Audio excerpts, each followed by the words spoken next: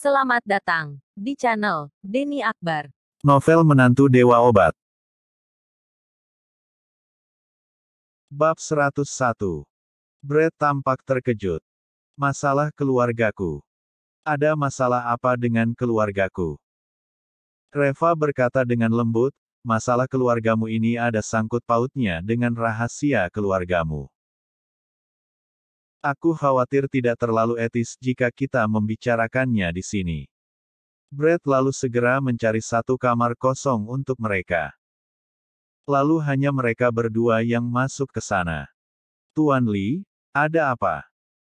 Brad langsung bertanya dengan tergesa-gesa begitu dia masuk ke ruangan itu. Reva berkata, Direktur Mon, aku pernah memberitahu istrimu bahwa putramu pasti akan mengalami kecelakaan dalam kurun waktu 24 jam. Raut muka Brad tampak berubah. Tuan Lee, aku baru saja mau menanyakan hal ini kepadamu. Bagaimana kau bisa tahu bahwa putraku akan mengalami kecelakaan? Nyonya Mon juga berkata dengan suara gemetar, ya, ini. Ini benar-benar tak terduga. Seluruh bangunan ini baik-baik saja tetapi hanya anakku saja yang mengalami kecelakaan ini. Apa-apaan ini? Jika aku tahu rumah ini bangunannya begitu bobrok, Aku akan mengirim putraku ke rumah sakit yang lain saja. Reva menggelengkan kepalanya. Kemanapun Anda memindahkannya dia pasti akan mengalami kecelakaan. Brad dan istrinya tercengang dan bertanya bersamaan. Mengapa? Reva tidak menjawab mereka tetapi malah bertanya, Direktur Mon, apakah belakangan ini keluarga Mon sering mengalami kecelakaan? Nyonya Mon segera mengangguk. Iya, 3 bulan yang lalu, ketika ayah mertuaku sedang makan dia tak sengaja tertelan tulang ikan. Lalu dia langsung menjalani operasi. Bulan lalu ketika adik laki-laki dari suamiku pergi menyelam di daerah yang dinyatakan bebas hiu tadinya dia malah bertemu dengan hiu di daerah itu. Hampir saja dia tak dapat kembali lagi. 3 minggu lalu, saat adik perempuan dari suamiku sedang berjalan tiba-tiba tertimpa pot bunga yang jatuh dari loteng dan mengenai bahu kirinya. Dia mengalami patah tulang. Minggu lalu, saat adik iparku mengemudikan mobilnya di jalan raya tiba-tiba bannya terlepas begitu saja tanpa alasan dan dia mengalami kecelakaan mobil yang parah. Dan berikutnya adalah anakku. Wajah Brad tampak pucat dan bertanya. Tuan Lee, apakah semua ini berhubungan? Reva bertanya balik kepada mereka, dengan sering terjadinya kecelakaan seperti itu, apakah kalian tidak merasa aneh? Brad menggaruk kepalanya yang tidak gatal. Aku juga merasa aneh. Aku juga sudah mencari beberapa ulama untuk memeriksanya, tetapi mereka juga tidak menemukan akar masalahnya. Tuan Lee, sebenarnya apa yang terjadi dengan semua ini? Reva menjawab, izinkan aku bertanya kepadamu, dalam 3 tahun terakhir ini apakah Anda pernah memindahkan makam leluhur Anda? Brad sekali lagi terkejut lalu berkata. 2 tahun lalu makam leluhur keluargaku memang pernah dipindahkan sekali. Itu adalah maksud dari ayahku. Dia mengatakan bahwa pria yang menguburkan kakekku saat itu memberitahukannya untuk melakukan pemindahan makam setelah 30 tahun. Kemudian kami menyewa seorang ulama untuk membantu memindahkannya. Apakah kita tidak seharusnya memindahkan makam leluhurku? Reva melirik Nyonya Mon. Apakah ulama ini diundang oleh Nyonya Mon? Benar sekali. Jawab Brad sambil mengangguk dan bersamaan dengan itu juga dia tampak terkejut. Bagaimana kau bisa tahu? Reva tersenyum, jika orang itu diundang oleh Nyonya Mon, maka tak diragukan lagi tentang masalah itu. Mengapa? Tanya Brad sambil mengerutkan keningnya lalu menatap Nyonya Mon dengan penuh ancaman. Raut wajah Nyonya Mon berubah. Suamiku, aku tidak melakukan apa-apa. Tuan Li, kau jangan memfitnahku, bagaimana mungkin aku bisa mencelakakan keluargaku sendiri? Apalagi sekarang putraku sudah terluka seperti ini, bagaimana mungkin aku mau mencelakakan putraku sendiri? Reva menjawab sambil menggelengkan kepalanya. Nyonya Mon, aku tidak mengatakan bahwa kau yang membuat masalah ini. Tetapi, masalah ini terjadi pasti disebabkan oleh dirimu. Nyonya Mon, apa maksudmu? Reva menjawab, apakah kau sempat menghina ulama itu?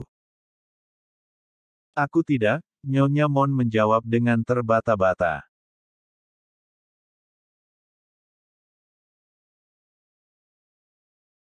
Bab 102. Raut wajah Brett tiba-tiba tampak begitu marah dan emosi. Dan dia mulai membentak. Cepat katakan yang sebenarnya, apakah kau telah menghina ulama itu? Nyonya Mon berkata dengan suara lirih. Aku merasa dia terlalu berlagak, jadi aku mengatainya beberapa kata. Reva berkata, Nyonya Mon, aku harap kau mau mengatakan yang sebenarnya. Masalah ini menyangkut hidup mati suami dan anakmu. Jika kau masih berbohong lagi aku juga tak dapat membantumu. Raut wajah Nyonya Mon tampak pucat. Saat itu dia bertengkar denganku. Aku yang tak bisa menahan amarahku kemudian mencari orang untuk memberinya pelajaran. Dan juga menangkap anaknya lalu memaksa dia untuk memindahkan makam leluhur keluarga kita. Ternyata begitu. Reva mencibir. Pantas saja mereka ingin membuat kalian sekeluarga mati. Kau, Brett berkata dengan gemetar karena marah. Istrinya ini tak pernah membuat dia tenang dengan semua kelakuannya.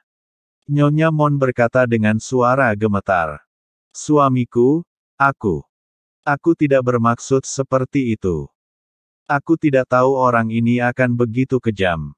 Diam kau, bentak Brett lalu dia menamparkan wajahnya dan meraung, hanya bisa melakukan sesuatu yang merugikan keluarga saja. Bukannya untung malah buntung.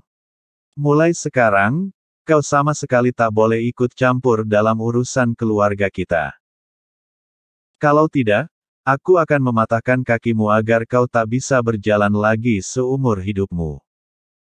Nyonya Mon tampak menggigil karena ketakutan dan tidak berani untuk berbicara. Brett berkata, Tuan Li, kalau begitu apakah keluargaku masih bisa diselamatkan? Reva menjawab, aku sudah menerima uangmu sudah pasti aku akan membantumu. Brett menghela nafas lega. Terima kasih, Tuan Li. Terima kasih, Tuan Li. Tuan Li, kalau begitu kapan kita akan pergi ke? Tuan Lin, kalau begitu, lalu kapan kita akan pergi ke makam leluhur keluargaku? Reva menggelengkan kepalanya. Tidak perlu ke sana.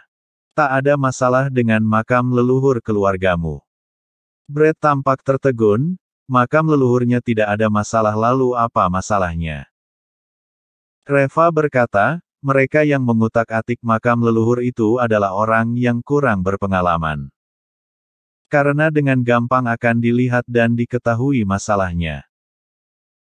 Jika orang yang berpengalaman ingin membunuh seseorang, dia akan melakukan sesuatu hal di tempat lain yang dapat mengganggu feng shui makam leluhur dan sekaligus membunuh mereka tanpa ketahuan.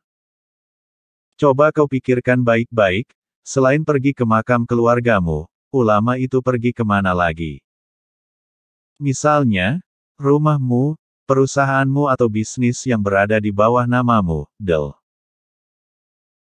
Brett memikirkannya dengan lalu berkata. Oh ya, dia pernah ke perusahaanku. Dia mengatakan perusahaanku feng shui-nya bermasalah jadi dia membantu aku untuk mengatur ulang feng shui-nya. Apa jangan-jangan dia melakukan sesuatu di perusahaanku? Reva.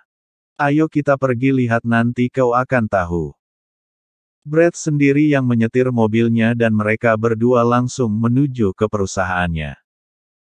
Dia membawa Reva untuk melihat tempat yang didirikan oleh ulama itu terlebih dahulu. Tak ada yang sesuatu yang spesial dengan tempat itu. Tetapi Reva juga tidak terburu-buru. Dia berjalan di perusahaan ini dengan perlahan untuk merasakan setiap aura yang ada dengan hatinya. Brad berjalan beriringan di sampingnya dengan sopan. Dia merasa sangat gelisah. Masalah ini berhubungan dengan hidup mati keluarganya. Reva sibuk sampai langit menjadi lebih cerah. Tanpa sadar dia sudah menghabiskan waktu lebih dari 3 jam. Akhirnya dia menemukannya. Reva akhirnya berdiri di sebuah sudut kantor Brad dan dia melihat ke langit-langit di atas kantor itu. Ternyata ada di sini. Reva terkekeh. Dia melompat dan meninju langit-langit itu. Papan gipsum langit-langit itu rusak dan sebuah benda kecil langsung jatuh dari atas. Benda itu jatuh ke lantai dengan suara berdenting. Saat Brad melihatnya matanya membelalak dengan lebar. Ini ada peti mati warna gelap yang panjangnya hanya sekitar 15 cm.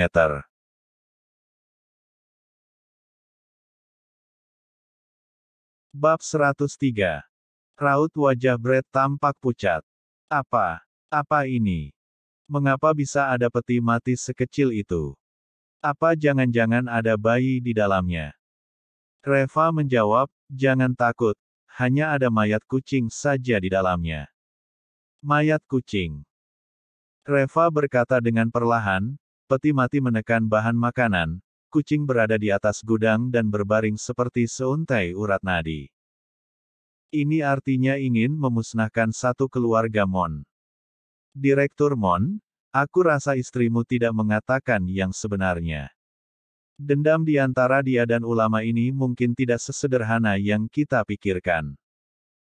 Kemudian Brad membuka peti mati kecil itu dan melihat isinya memang kucing mati. Wajahnya dengan cepat langsung berubah dan dia segera menelepon istrinya. Tak lama kemudian Brad dengan putus asa berjalan mendekati Reva dan berkata, orang suruhan istriku mematahkan kaki putra ulama itu dan kaki anak itu sudah cacat sehingga tak dapat disambung lagi selamanya. Reva menghela nafas. Tidak heran orang itu ingin membuat kalian sekeluarga mati semua. Direktur Mon, kalau boleh aku memberi saran. Kedepannya kau harus awasi istrimu dengan baik. Kalau tidak aku khawatir akan semakin banyak masalah nantinya. Brad mengangguk perlahan dan berkata, Tuan Lee, terima kasih atas saranmu. Kedepannya aku pasti akan mengawasinya dengan ketat. Aku tak akan membiarkan dia membuat masalah lagi. Reva menatap Brad dengan dalam. Kebanyakan pria yang jika berada di dalam situasi Brad seperti sekarang sudah pasti akan meninggalkan istrinya tetapi tidak dengan Brad. Apalagi Nyonya Mon ini tampak sombong dan arogan di luaran sehingga menciptakan begitu banyak masalah untuk Brad. Tetapi Brad juga belum berniat untuk menceraikannya. Ini saja sudah cukup untuk membuat orang kagum. Berapa banyak orang yang bisa tetap setia meskipun mereka sudah punya segalanya. Brad berkata dengan tulus, Tuan Lee, kau telah menyelamatkan keluargaku. $300 juta saja itu tidak cukup.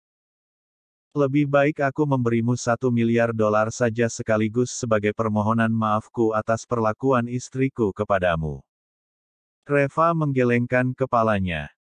Tidak perlu, aku sudah katakan $300 juta berarti hanya $300 juta saja. Tetapi uang ini jangan langsung kau berikan kepadaku. Brad tampak terkejut. Lalu bagaimana aku memberikannya kepadamu? Reva menceritakan masalah kasus Nara itu kemudian berkata. Kau bantu aku untuk mentransfer uang ini ke rekening perusahaan Su. Jadi dengan anggapan $300 juta yang sebelumnya ditipu itu telah kembali seutuhnya. Setelah mendengar cerita Reva, Brett tak tahan untuk menghela nafas dan berkata, "Tuan Lee, kau sangat baik terhadap Nona Su. Jangan khawatir, aku pasti akan membantumu untuk hal ini." Sekitar pukul 10 pagi tiba-tiba Reva menerima telepon dari Kenji Sim. Anak buahnya telah berhasil menangkap bos Kosasih dan mengirimnya ke kantor polisi. Tetapi 300 juta dolar yang telah tersebar ke seluruh penjuru dunia itu tak mungkin dapat dikejar balik. Reva memberitahukan Nara mengenai hal itu di awal agar dia siap dengan kemungkinan yang ada. Kemudian dia memberitahu Brett untuk mentransfer 300 juta dolar itu ke perusahaan Su Group. Di siang hari itu juga uang sudah kembali ke rekening perusahaan. Nara menunggu dengan gelisah di perusahaan dan akhirnya dia menghela nafas lega saat melihat 300 juta dolar itu sudah kembali ke rekening perusahaan. Ketika Hana mendengar berita itu dia langsung pergi mencari Axel dan Alina secepat mungkin. 300 juta dolar itu sudah kembali. Tanya Axel dengan gembira. Bagus sekali. Bagus sekali. Alina juga mengangguk-angguk, Reva ini benar-benar hebat.